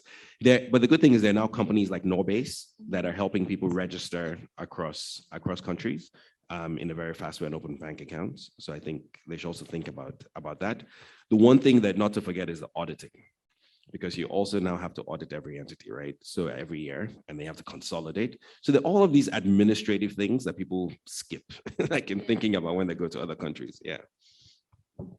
Would you be open to sharing your playbook with us? I don't think so. That's hard-fought lessons. So there's a question, and I'm sharing elements of it. There's some elements I'm sharing. There's a question about why Ethiopia, and I also had a similar question about Mexico as well. Yeah. So why these countries? Well, we're no more doing Mexico, by the way. So so again, during the pandemic, we put that aside. So we're focused on Africa. Look, why Ethiopia? Aside from there's a huge sentimental reason. First of all, because Paga was built in Ethiopia. We have a team of 50 people there. So actually, most of what you use was actually developed in Ethiopia. That's a sentimental reason. But beyond the sentiments, look, this is the second largest country on the African continent. You talked about the problems you had doing transactions. I have that all the time in Ethiopia, right? It's starting from a low base. It's a massive opportunity going forward, both on the consumer side. I actually expect them, and they've been making a lot of reforms. I expect them in the next month or so to release allowing foreign companies into financial services in Ethiopia fully. So I think that's going to be awesome. And that's going to bring a lot more innovation into Ethiopia. They're now allowed into the merchant side, which is what we're doing. So for us, it's like there's a big opportunity for Ethiopia, and we love the country, but we're also going to other parts of the continent. We see it as a long game. Yeah, I think playing the long game is perhaps the best approach, right? There's a question, and I really liked it. What is Paga not going to do? Because in the previous session, I think it was Gbenga Ajayi that spoke about the super fintechs. Yeah. So they start off one way and then eventually build multiple products, which you've done with Paga. You have the link, the pay me link, which is directly to consumers. You have the integration with Twitter as well, which is super great. And then you have Doroki, right? Yeah. So where are you unlikely to venture into? We're not making cars. We're going to space, though. We're not making cars. No, look, strategy is an important question, because strategy is as much what you do as what you don't do. I'm being very clear about it. So for example, when we talk about our platform as a service at Paga, we say, look, we want to empower third parties. And in doing so, we're very clear that it doesn't matter what they do. We actually don't care if you even compete with us. We want you to use our platform because, Netflix is hosted on AWS. Amazon Video is probably Netflix's biggest competitor, right? But AWS is not going to screw Netflix up, right? Like they're hosting AWS and they're comfortable with it. So we take that perspective. So what we will do directly ourselves is irrespective of what we power other people to do, right? And so our focus right now on our direct side is the consumer and the small medium business. And on the consumer side, we aggregate everybody. So we actually don't care if your money sits in Paga. You can leave your money in Ecobank. You can leave your money in Yellow PSB as they open up. You can leave your money in Kuda, whatever it is, and aggregate all your accounts into one place and do your transaction. So we take a very different perspective of how we go to market with consumers. And then on the small medium business side with Doroki, it's about accepting payments and digitizing those merchants, offering them financial services, accept payments from everybody, right? So we take a very open view in how we go to market. So there's a question here about what Paga is doing in the area of customer acquisition for banks through Paga Agent Network, and how is Paga managing competition in the agency banking space? Yeah, there's a lot of competition in the agency banking space and increasing competition. A lot of unregulated people as well, which we need to keep working on. But, I mean, look, our view is that we just continue to build out. I mean, we now have over 120,000 agent points, and that's growing really fast. We've seen really good adoption of our POSs across the market. We now have the Paga Orange terminals that we have out there.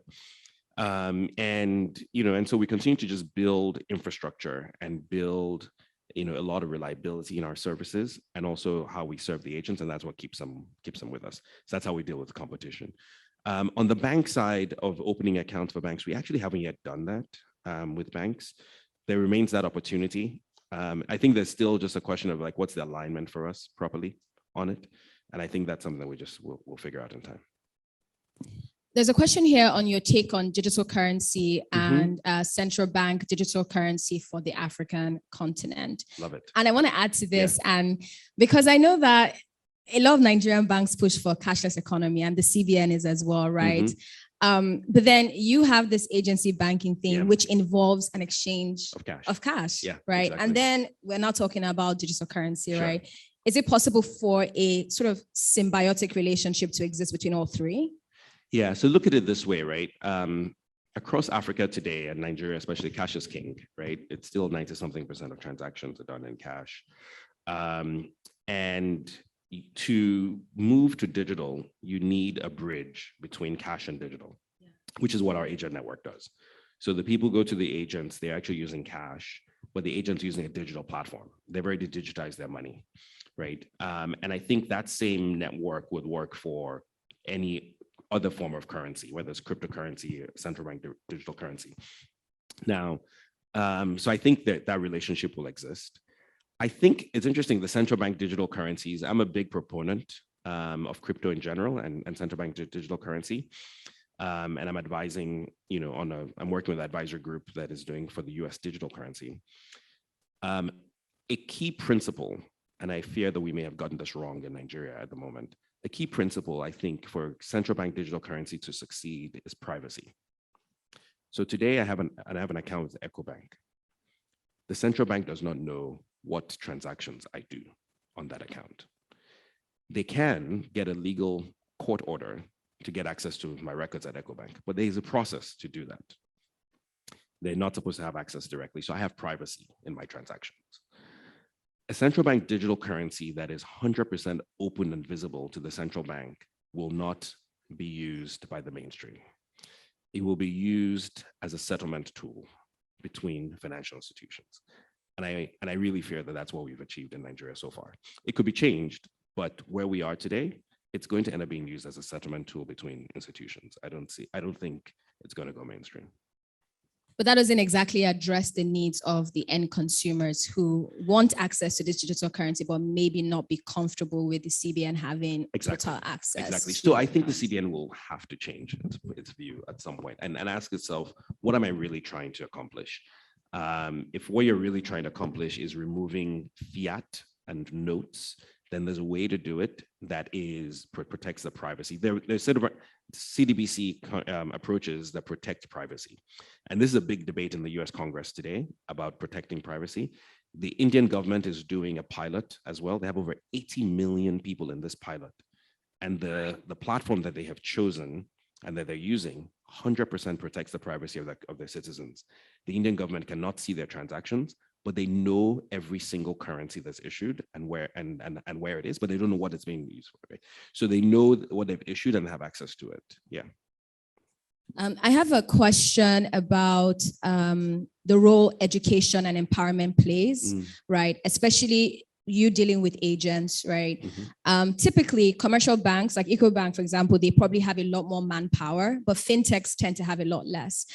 How could a partnership with a bank help with training, empowering, and educating agents on how to use digital platforms that this may be their first time, coming in contact with a POS that, with touchscreen and all of that? Yeah. I hadn't thought about this before. Are you suggesting that maybe Ecobank staff can help? Maybe. No, I'm just kidding. No, I mean, look, I think there's a huge education always, right? Of how do you educate people about what's going on, how it works. And I think all players just play a role in doing that, both in terms of how we market and how we train people. It's an ongoing work in terms of how you do that, frankly. I don't think there's any short answer to the fact that you just have to do that hard work on a per person basis. But also some things are now mainstream enough that people know it. Like people know a POS, people know a card now, right?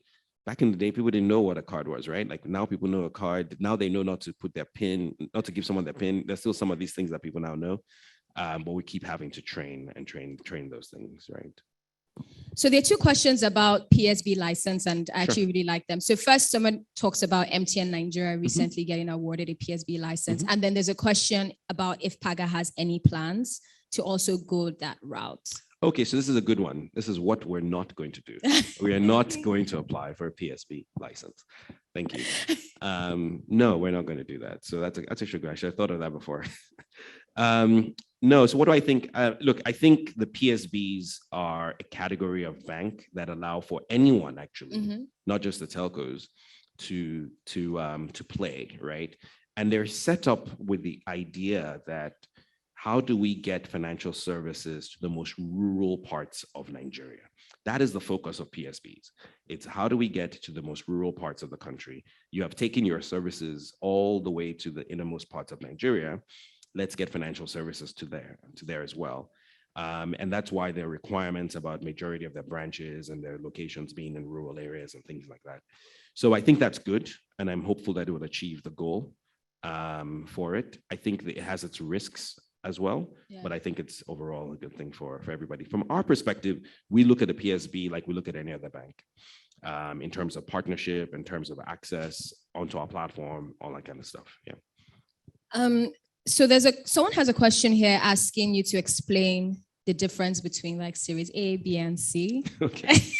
Sure. In fact, I actually wish those terms go away. So these are terms that are used in funding rounds of companies. And typically it's literally just to denote the actual funding rounds you have. And so people start with a seed round, right? And then there's also, I mean, I guess some people say pre-seed. Okay, so pre-seed, seed round, then a Series A. And a Series A typically is, used to be when you get your first real institutional company, like QED came in, right? Like that kind of a company. Then Series B, then Series C is more like a growth round. So I think it's more by Series A, you've already have a product. Yes. You already have something out there. Series B, you have product market fit. And you're entering the growth, starting to get to growth. Series C, you have revenue, really good revenues, and you're building out. And then D, they're just really names too. But I actually think we should kill it. Last month, Binance US announced a $200 million seed round. It's just like, come on, this is ridiculous, you know? That is not a seed round. Yeah, that's not a seed round, actually.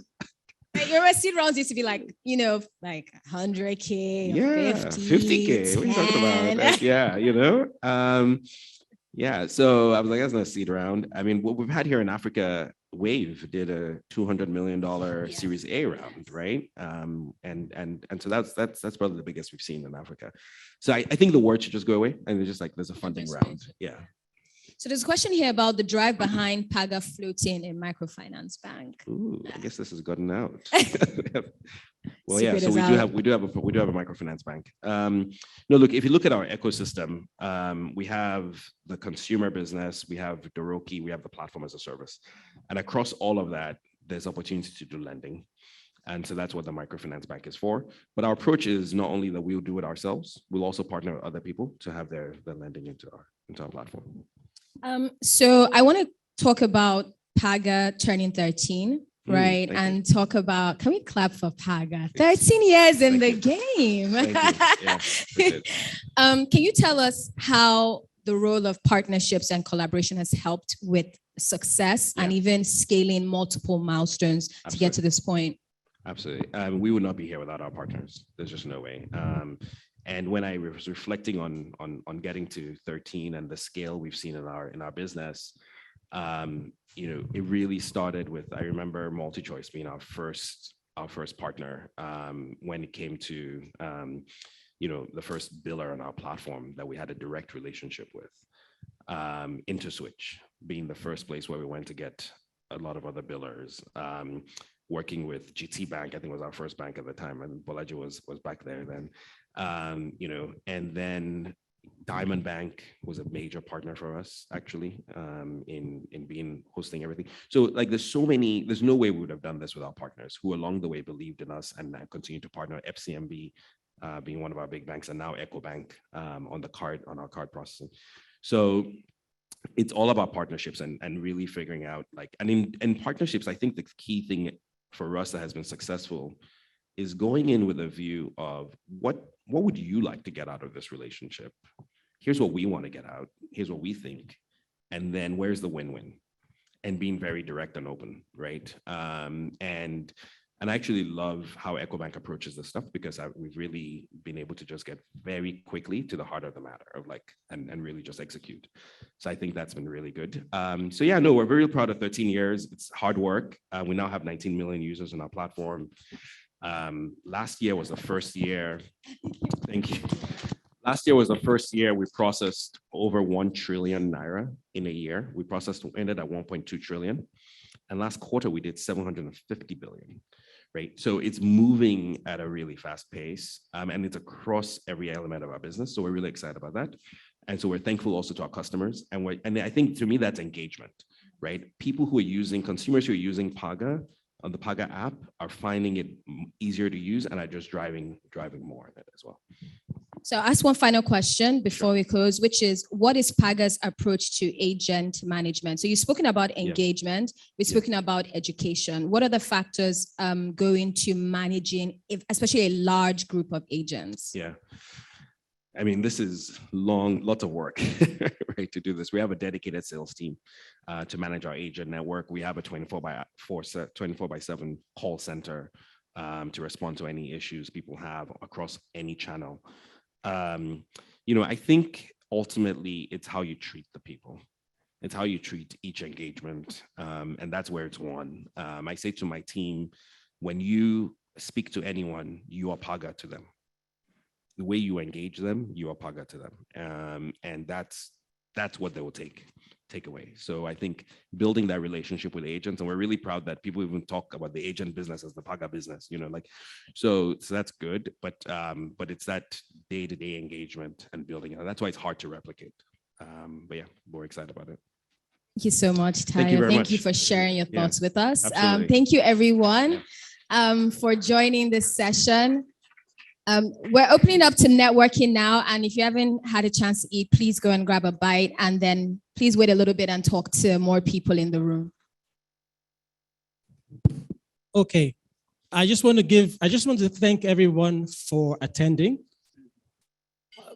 the maiden edition of the Ecobank Fintech Breakfast Series. My name is Osahon Akpata, and I'm in charge of payment sales in Ecobank Nigeria. I hope you all enjoyed the event, and I think that you might have learned something useful. I hope so. The whole goal of having this event was to improve collaboration between banks and fintech firms to build a stronger ecosystem. I would like to especially thank our speakers, Tomi, Gbenga, Daniel, Tayo, and Isaac. I would also like to thank our partners, TechCabal, and everybody at Ecobank who made this possible, with special thanks to our Managing Director, Bolaji. And we will be sending something out to every registered guest here. We'll send out a document that has information about who we are as Ecobank, what we offer fintech firms, and how to get in contact with us. I know a number of people were asking about that. So you will receive that if you're one of the registered participants of this event. So thank you all for attending. And we look forward to seeing you at our next Ecobank Fintech Breakfast. So enjoy your time, interact with each other. And as the moderator has said, breakfast is served. Let's prioritize our guests, Ecobank staff. Thank you.